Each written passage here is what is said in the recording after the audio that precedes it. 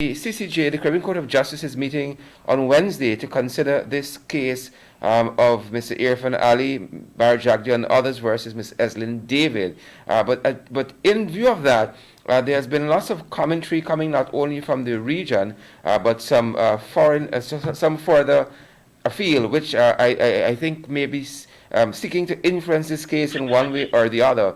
For someone who has been in foreign, in the business of foreign relations for a number of years, what would you say is the traditional values that might guide CARICOM and other states when dealing with another sister state as it concerns these issues of sovereignty and nationhood?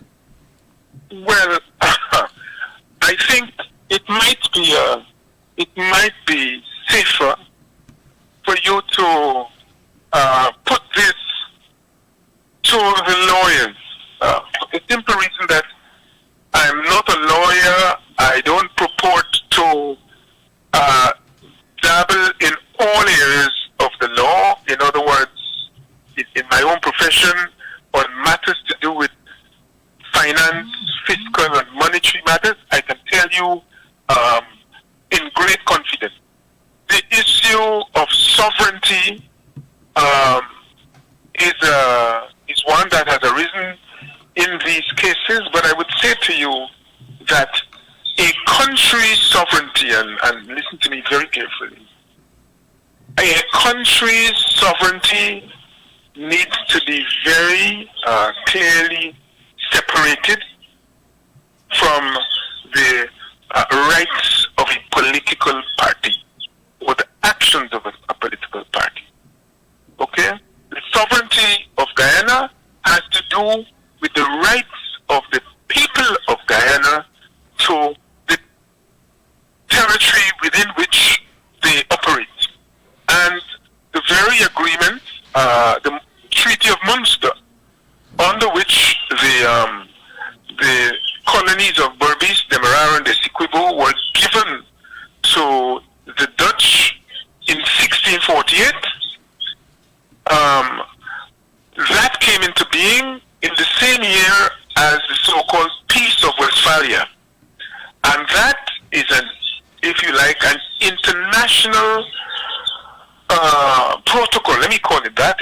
It's more than a protocol, which said, look, what happens within the borders of this country are for the government and the people to manage, okay? And you cannot invade that country because you don't like what's going on there. That is 1648. Since then, we have had in the United Nations the adoption of principles governing human rights and the rule of law. And what that means is that within borders, actions of governments can be the subject of international or regional court action.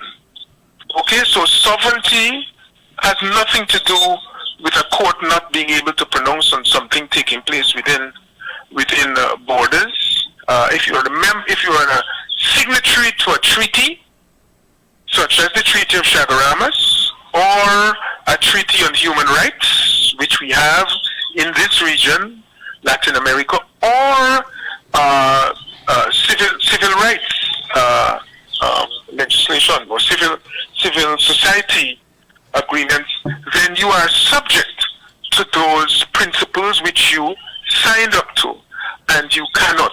And this is not going to make many Guyanese happy, at least those who are fond of writing in the papers on such matters.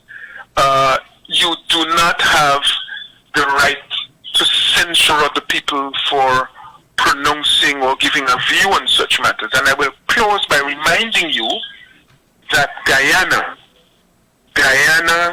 was one of the countries most vociferous in the battle, and people now forget, against apartheid.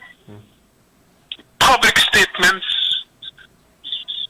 pronouncing on court action or the lack of action by the courts and by the government of South Africa, which was a racist government,